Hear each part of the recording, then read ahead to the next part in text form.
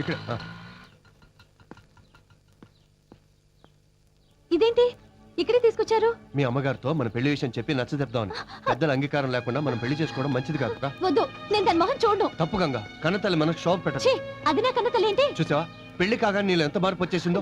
తప్పు గంగా, నా మాట విను. రా లోపలికి రా. Hi aunty. ఎవరు నువ్వు? మీ అల్లుండి ఆంటీ. అల్లుడా? అవునాంటీ, అరగంట క్రితమే మీ కన్న కూతురిని నేను పెళ్లి చేసుకున్నాను. కన్న కూతురా? నాకు అసలు పిల్లలే లేరే. తప్పు ఆంటీ, తెంచుకుంటే తెగిపోయేది కాదు పేగుబంధం. కోపాలు తాపాలు శాశ్వతం కాదు. కాళ్ల మీద పడతాం, కౌగులించుకొని ఆశీర్వదించండి. 10 years నుంచి ట్రై చేస్తున్నాను, నాకు ఇంతవరకు పిల్లలే లేరు. మరి గంగా? ఏమే మళ్ళీ ఏ మొహం పెట్టుకొచ్చా? పైగా నా కూతురునని చెప్పి ఈ తలమాస నుండి తెచ్చి అల్లుడంటావా? మిస్సెస్ ఝాన్సీ రాణి, మర్యాదగా మాట్లాడండి. ఈయన మా ఆయన, తలమాసనుడు కాదు, అపర కుబేరుడు, ఆంధ్ర బిల్ గేట్స్. ఏమయ్యా, చూడటానికి టిప్ టాప్ గా ఉన్నావు, పడితే నాలాంటి ఫిగర్ ని పట్టాలి గాని ముష్టి పని మనిషిని పెళ్లి చేసుకుంటావా? పని మనిషా? అవును, 16 ఏళ్లుగా నా ఇంట్లోనే పడేడుస్తోంది. అనాథ కదా అని చేరదీస్తే పొగరికి నన్నే నానా మాట్లాడింది. ఏమిటి గంగా ఇది? అవునండి, ఇన్నాళ్ళు ఈ దిక్కుమాలిన ఇంట్లో పని మనిషిగా ఉన్నాను. ఇప్పుడు మీరు తాళి కట్టి నన్ను గొప్పింటి దాన్ని చేశారని దానికి కడుపు మండుతోంది. కడుపు మండుతోంది దానికి కాదే, నాకు. నాకే. నువ్వేదో పెద్ద ప్రిన్సెస్ డయానా అనుకుని మెళ్ళో తాళి కట్టాను. నువ్వు నా బేవర్స్ కేసు అనుకోలేదు. ఏంటండి మీరు మాట్లాడేది? నోర్మై, పిచ్చ పిచ్చ డ్రెస్సులు వేసుకొని రోజుకో కారులో తిరుగుతూ అమ్మగారు అమ్మగారు అంటుంటే నీదేదో రాయల్ ఫ్యామిలీ, అమ్మని అమ్మగారు అని గౌరవిస్తున్నావు అనుకున్నాను. ఇలా లేబర్ అనుకోలేదు. వద్దు, ఇక నీకు నాకు ఏ సంబంధం లేదు. మీరు ఇలా అంటే నా పరిస్థితి ఏంటండి? గంగ కదా, ఏ గంగలోనూ దూకు.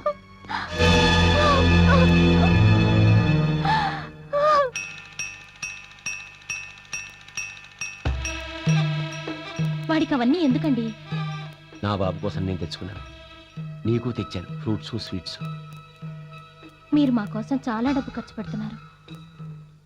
చెట్టుకి ఆకులు బరువా? మీరు అలా అంటుంటే ఆయన గుర్తుకొస్తున్నారు. బ్రతుకు మీద ఆశలు కల్పిస్తున్నారు. ఆశలేందే బతుకులేదు. పోయిన వాళ్ళతో పాటే మనము పోలేం కదా, ఉన్న వాళ్ళతోటి అడ్జస్ట్ అయిపోవాలి. అడ్డమైన వెధవులందరికీ ఈ కొంప సత్రంలో తయారైంది. అవునరా, ఈ సత్రంలోకి మరొకరు వచ్చారు. నువ్వా? నువ్వు ఇక్కడికి ఎలా వచ్చావు? నిన్నే నేనే తీసుకొచ్చాను. నా బస్సు కింద పడి ఆత్మహత్య చేసుకోబోతుంటే కాపాడి అత్తారింటికి తీసుకొచ్చాడు. నీకు 3 అక్క చెల్లెలు ఉన్నారు, మరి ఆడపిల్లకి అన్యాయం చేయాలని ఎలా అనిపించిందిరా నీకు? దీని మాటలు నమ్మకండి, ఇదో పెద్ద మాయలాడి. ఇంటి ఓనర్ అని నన్ను మోసం చేసింది. నేను మీకు ఎప్పుడు ఓనర్ నేను చెప్పలేదే. రోజుకో కారులో తిరగలే? అవి నా సొంతమని మీలా నేను చెప్పలేదే. అవన్నీ నాకు అనవసరం. ముందు నువ్వు బయటికి వెళ్ళడు. ఒక తప్పు చేసి చాలు, మళ్ళీ తప్పు చేయకు. నేనే తప్పు చేయలేదు. అసలు దీనికి నాకు ఏ సంబంధం లేదు. తాళి కట్టి సంబంధం లేదంటే? Shut up. నీలాంటి రిక్షా వెధవుల చేత కూడా సలహాలు చెప్పించుకునే స్థితిలో నేను లేను. మీరు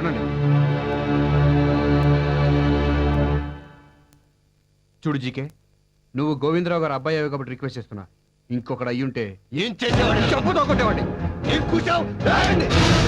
పట్టాపే, ప్లీజ్ ప్లీజ్ పట్టాపే.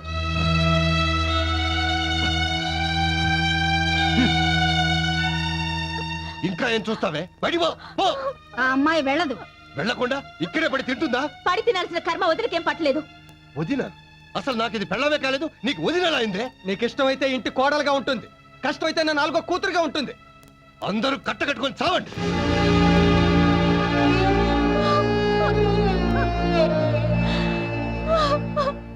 అబ్బే, నేను కొనే ప్రాపర్టీ సందులో కొందరు ఉంటే కుదరదు.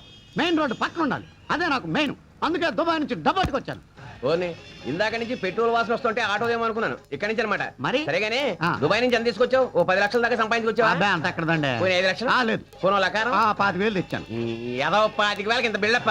ఈ మాత్రం దాన్ని దుబాయ్ దాకా దూపించుకోవడానికి ఏ పాకి పని చేసినా ఎక్కడ వచ్చేది కదా. భలే చెప్పావా, నేను అక్కడ చేసింది నా పనే. 25,000 వస్తుంది. పోనీ ఎయిర్పోర్ట్ కొంటావా? ఎయిర్పోర్ట్ 25,000 అంత చీప్ గా ఆడతాడేంటి? అబ్బో, తెలివైనోడివే. 25,000 రాదు, ఏదైతే బెటర్.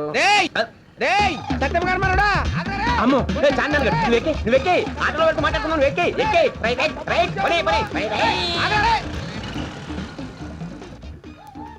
నీకు మెయిన్ గా మెయిన్ రోడ్ పక్కన ఉండాలి కదా. అవును. ఇదిగో ఈ హుసేన్ సాగర్ ఎలా ఉంటది? అది కొనుక్కుని నేను ఏం చేస్తానండి? స్విమ్మింగ్ పూల్ చేసుకో, ఈత కొట్టుకో. ఈత రాదే. కొన్ని రొయ్యలు చెరువు చేసుకో. సెంటర్ లో ఉన్న బుద్ధుడి విగ్రహానికి టికెట్ పెట్టుకో. చేపల కంపు, ఇంకేదన్నా చెప్పు. కానీ నాకు మెయిన్ గా మెయిన్ రోడ్ పక్కన ఉండాలి, అది మెయిన్. ఓ పని చెయ్యి, మెయిన్ రోడ్ పక్కన అంటే మా ఇంటి సులభ కాంప్లెక్స్ ఉంటాయి. తీసుకో, డే నైట్ వర్కింగ్, నువ్వు 24 అవర్స్ క్లీనింగ్. దుబాయ్లో అదే పని కదండి, రొటీన్ అయిపోయి బోర్ కొట్టేస్తుంది. ఇంకేదన్నా చెప్పు. జూ వద్దంటున్నావు, సాలార్జింగ్ మ్యూజియం వద్దంటున్నావు, అసెంబ్లీ వద్దంటున్నావు, ఇంకేదైతే బెటరు? నువ్వే ఆలోచించుకోవాలి మరి నీ ప్రాపర్టీస్. ఇదిగో బాబు, అడుపోని ఆపా, ఎక్కడ ఆపు? ఇదిగో, మెయిన్ రోడ్ మీద ఎంతకన్నా మంచి ప్రాపర్టీ దొరకదా నీకు? రవీంద్ర భారతి తీసుకో. ఇది గవర్నమెంట్ కాదండి. పోయింది, నా పర్వం అంతా పోయింది. ఏమైందండి మీకు? ఇది గవర్నమెంట్ దగ్గర. ఆ? రవీంద్ర భారతి అంటే ఏంటి? ఏంటి? రవీంద్ర అంటే నేను, భారత్ అంటే మావిడ. అప్పుడెప్పుడు అన్నగారు ఇది ఎన్టీఆర్ గారు, నీకు తెలుసు. వేటగాడు అడిగి రావుడు. సర్దార్ పాపారాయుడు. ఆ. ఆయన ఒకసారి స్వయంగా నా దగ్గరికి వచ్చి, బ్రదర్, మేము సభలు నిర్వహించుకోవడానికి సరైన వేదిక లేదు, మీ రవీంద్ర భారతిని ఒకసారి గవర్నమెంట్ కి అద్దెకివ్వండి అన్నాడు. ఏది మన జస్టిస్ చౌదరి గారు? కొండవేటి సింహయ్య. ఆ. అంత పెద్ద ఆయన అడిగారు కదా అని కారణం లేక అద్దెకిచ్చాను. నువ్వేమో పెద్ద తెలిసినట్టు గవర్నమెంట్ కదా అని వస్తున్నావు. ఏదో తెలియక అన్నాలండి. సరేగాని ఇంత పెద్ద సెంటర్ లో ఇంత పెద్ద దొడ్డు ఉన్న ప్రాపర్టీని అమ్మేస్తానండి మీరు? అబ్బా, మన సీఎం గారు హైటెక్ సిటీ పక్కన హైటెక్ రవీంద్ర భారతి ఒకటి కట్టమన్నారు. రెండూ చూసుకోవడం కష్టం కదా అని నీకు ఇచ్చేస్తున్నాను. ఓ. ఇది నువ్వు తీసుకున్నావు అనుకో, ఆ. అదిగో అటు చూడు, ఆ? చూసావు కదా, అదే బిర్లా టెంపుల్. పొద్దున్నే లేచి ఇక్కడి నుంచే వెంకటేశ్వర స్వామికి నమస్కారం పెట్టుకోవచ్చు. నమస్కారం. ఇదిగో అటు చూడు, అటు. ఎవడాడు ఇందాక నుంచి మన వెనకాల వస్తున్నాడు? మరి అదే రవీంద్ర భారతి డిమాండ్ అంటే. ఆడు సింగపూర్ నుంచి వచ్చాడు, ఆ. వాడికి రవీంద్ర భారతి కావాలంట. ఆ. నువ్వు వద్దంటే చెప్పు, వాడికి ఇచ్చా. నేనంత తెలివి తక్కువ దద్దమనం కదా, చవక వస్తున్నాడు దొబ్బెట్టడానికి. ఇదిగో 5,000 తీసుకోండి. ఏంటి చెప్తున్నారు మీరు? Lucky fail. ఆ. నువ్వు ఇక్కడే ఉండు, నేను వెళ్ళి కాగితాలు పట్టుకో. ఓకే. ఇదిగో వాడికి రవీంద్ర భారతి నువ్వు గురేసాయని చెప్పు, ఆ. నేను చెప్తే ఫీల్ అవుతాడు. మీరు ఎక్కడ మీరు వెళ్ళిపోండి చెప్తాను. మీరు వెళ్ళిపోండి. ఆగు, ఆగరా. ఆగు. ఏంటి? నువ్వు ఆగు. ఎందుకు ఆగాలి? నువ్వు ఎంతవరకు ఇస్తున్నా ఏం లాభం లేదమ్మా. ఏ, ఎందుకని? యా ఏంటి? ఈ రవీంద్ర భారతి నేను కొనేసానుగా. నువ్వు రవీంద్ర భారతి కొన్నావా? కొన్నా. ఏ ఊర్లో అనేది? లోకలే, కానీ దుబాయ్లో 2 ఏళ్ళు నుండి వచ్చాను. ఆడబెట్టుకున్నా. ఒరే, నాదంటే బొబ్బర్ లంక ఇలేజీ. ఇక్కడ ఎవరిదంటో తెలియక నేను చార్మినార్ కొన్నాను. మరి నువ్వు లోకల్ ఏంటి రవీంద్ర భారతి ఎలా కొన్నావురా? అంటే అంటే ఏంట్రా నీ అబ్బా, వాడు మళ్ళీ మోసం చేశాడు రా. ఆ. పరిగెత్తు. రేయ్, ఏయ్, ఆగ్రా. కట్టమే రా. ఆగు, ఆగు, ఆగు, ఆగు.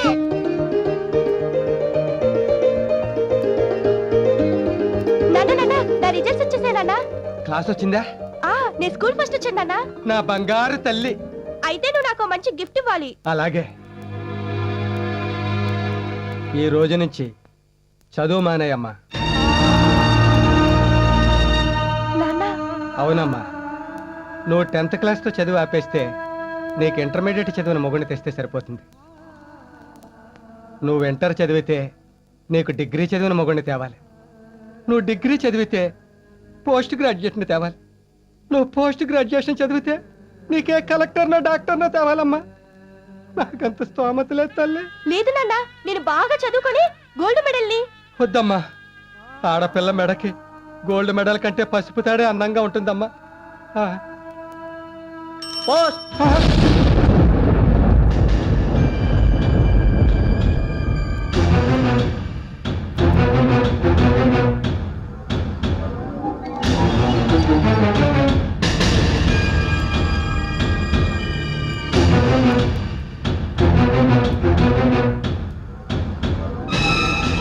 ఇదేం ఘోరం అండి. అదే నాకు అర్థం అవట్లేదే. ఇంత బాధపడుతూ అల్లుడు గారు ఉత్తరం రాశారంటే అమ్మాయి ఏదో చేసే ఉంటుంది. ఒక్కసారి వెళ్ళి చూసొద్దామండి.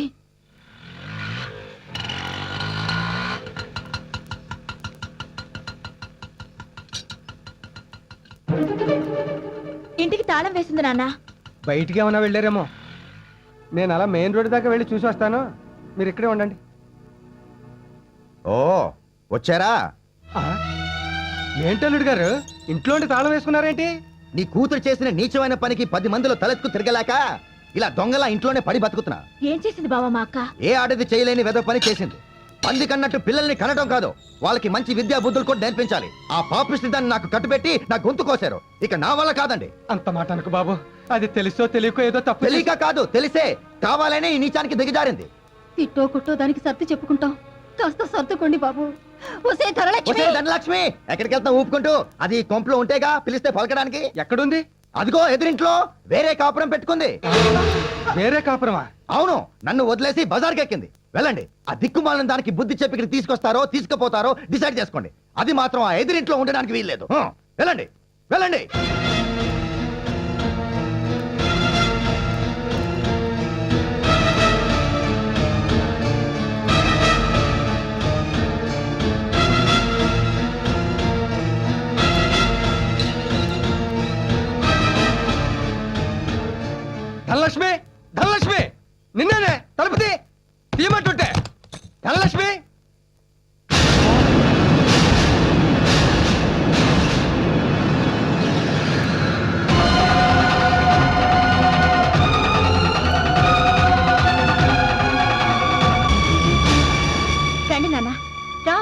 రా గాయత్రి.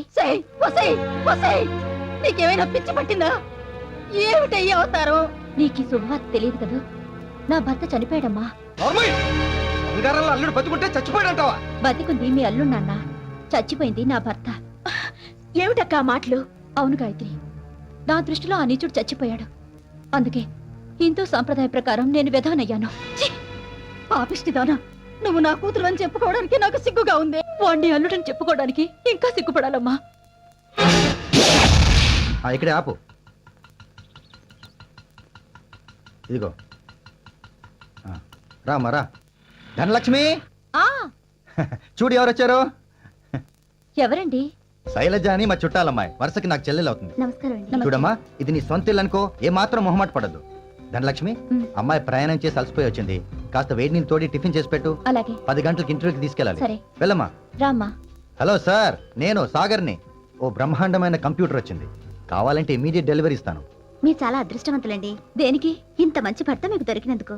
నిజానికి ఆయనకి నాకు ఏ చుట్టరికం లేదండి. ఇంటర్వ్యూ వచ్చిందని ఈ ఊరొచ్చాను. స్టేషన్ బయట ఆటో వాడెవడో చీట్ చేయడానికి ప్రయత్నిస్తుంటే ఇంతలో టైంకి మీ ఆయన వచ్చి సేవ్ చేశారు. లేకపోతే చాలా ఇబ్బంది పడేదానండి ఈ ఊరు కాని ఊళ్ళో. భలేవారే, ఏ ఇబ్బంది ఉంటదండి.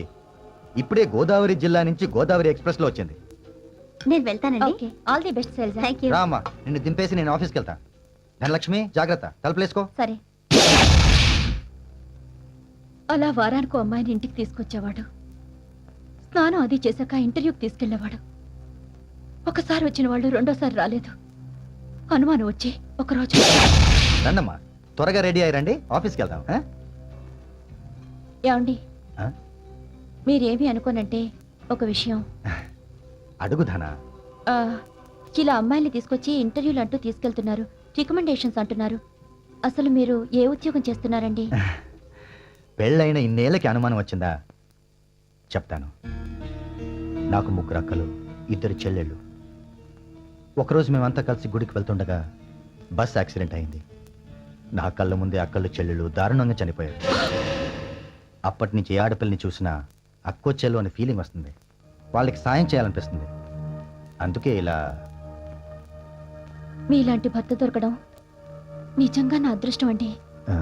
లేదు ధన, నీలాంటి భార్య దొరకటం నా అదృష్టం. అప్పటి నుంచి ఆయన మీద ఎంతో గౌరవం పెరిగింది. దేవుడు అనుకుని ఎంతో మురిసిపోయాను.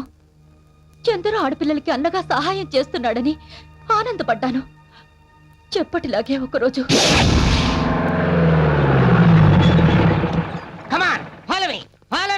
వాట్? నేను నిన్ను ఫాలో అవ్వాలా? నేను అన్నది మిమ్మల్ని కదా సార్, వీళ్ళని. నేను మీ అంకల్ ఫాలో అవుతాను, వాళ్ళు నా అంకల్ ఫాలో అవుతారు. మీరు పదండి సార్. సార్ వీళ్ళే సార్. వాడు ఎక్కడ ఉన్నాడో వెతకండి. అలాగే సార్. ఏంటండి ఇది? ఏమైంది? ఎక్కడ బ్రోకర్ గాడు? బ్రోకరా? ఎవరు? ఎవరా? ఎవరు ధన? ఏయ్, ఆగు. సార్ వీళ్ళే సార్, వీళ్ళే. అయ్యో! ఎక్కడికి తప్పించుకుంటావు? రాస్కెల్. ఏంటండి? ఏంటి దౌర్జన్యం? నువ్వెవరివే? నేను ఆయన భార్యని. రేయ్, దీన్ని కూడా చెప్పెక్కించండి. దేనికి? ఏమీ తెలియనట్టు మాట్లాడుకో. రైల్వే స్టేషన్ దగ్గర, బస్ స్టాండ్ దగ్గర కాపు కాసి ఒంటరిగా వచ్చిన ఆడపిల్లలకు మాయ మాటలు చెప్పి మొగుడు పెళ్ళాలు ఇద్దరు బలవంతంగా వాళ్ళని వ్యభిచారంలోకి దింపుతారా? పద. Idiots.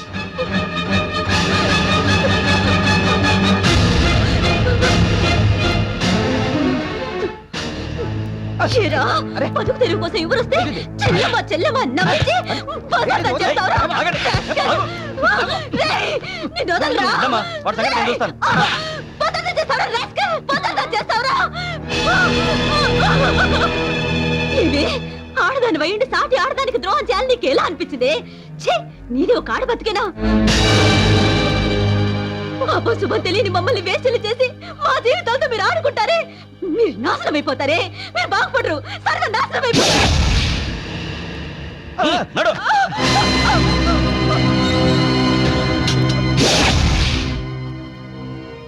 అలా చెయ్యని నేరానికి వాడితో పాటు 3 నెలలు నన్ను జైల్లో పెట్టారు. 3 ముళ్ళు వేయించుకొని 7 అడుగులు నడిచిన నేరానికి మనసు చంపుకొని మొగుణ్ణి మార్చుకోవాలని. చాలు, ఇప్పటి వరకు మీరు చేసిన పాపాలు చాలు. ఇకనైనా నీతిగా నిజాయితీగా బతుకుదాం. కావాలంటే మీతో పాటు నేను ఉద్యోగం చేస్తా. ఏం ఉద్యోగం చేస్తావు? ఎంత జీతం తెస్తావు? 1000, 2000, మహా అయితే 3000. అది నా ఒక పూట మందుకి, ఒక పూట తిండికి సరిపోదు. అంటే చూడు, ఏ తప్పు చేయకుండానే నువ్వు ప్రాస్టిట్యూట్ అయ్యావు, జైలు శిక్ష అనుభవించావు. ఇప్పుడు నువ్వు నేను సతీ సావిత్రిని సీతామాతని చెప్పినా ఎవ్వరు నమ్మరు. అందుకే ఓ మాస్టర్ ప్లాన్ వేశా. అసలు ఈ ప్రాబ్లం అంతటికి కారణం ఆ అమ్మాయిలు బయట వాళ్ళు అవటం వల్ల వచ్చింది. వాళ్ళ పేరెంట్స్ కంప్లైంట్ ఇవ్వడంతో మన మీద రైడింగ్ జరిగింది. అదే మన వాళ్ళైతే, మన చుట్టాలైతే నో ప్రాబ్లం.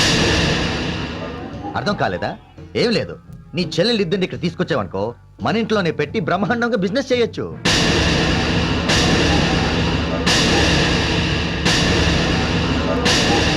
ఏంటి ఆలోచిస్తున్నావు? మీ అమ్మ నాన్నలు మీ చెల్లెని పంపరానా?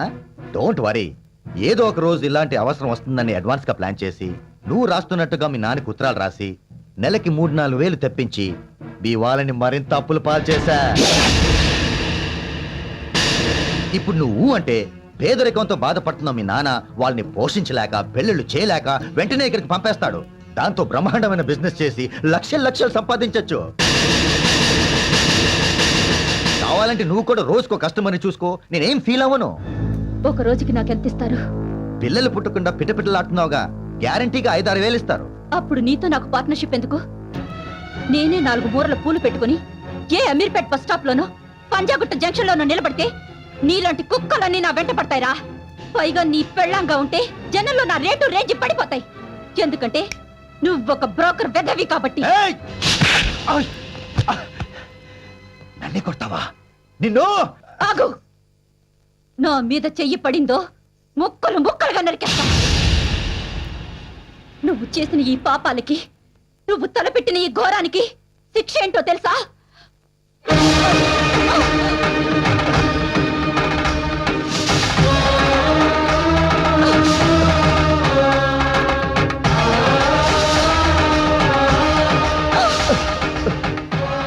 ఈ క్షణం నుంచి నేను మొగుడు చచ్చిన ముండలా నీ కళ్ళ ముందే తిరుగుతా.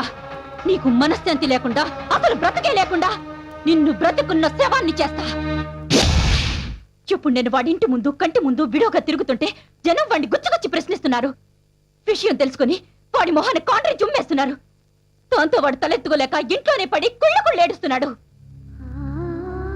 నాన్న, నేను చేసింది తప్పనుకోవటం లేదు. అలానే మీరు దాన్ని సమర్థిస్తారని ఆశించడం లేదు. అమ్మా, తల్లిగా కాకపోయినా వాడదానిగా నేను చేసింది హర్షిస్తే ఆశీర్వదించి వెళ్ళిపో. లేదంటే నీ కూతురు కూడా చచ్చిపోయిందని మర్చిపో. ఎవరేమనుకున్నా నువ్వు చేసింది చాలా మంచి పనక్క. అవునమ్మా, నువ్వు చేసిన ఈ పనికి కన్న తండ్రిగా చాలా గర్వపడుతున్నాను.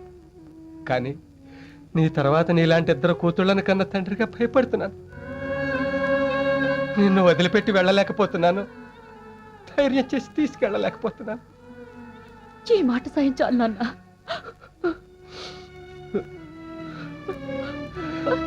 అమ్మా,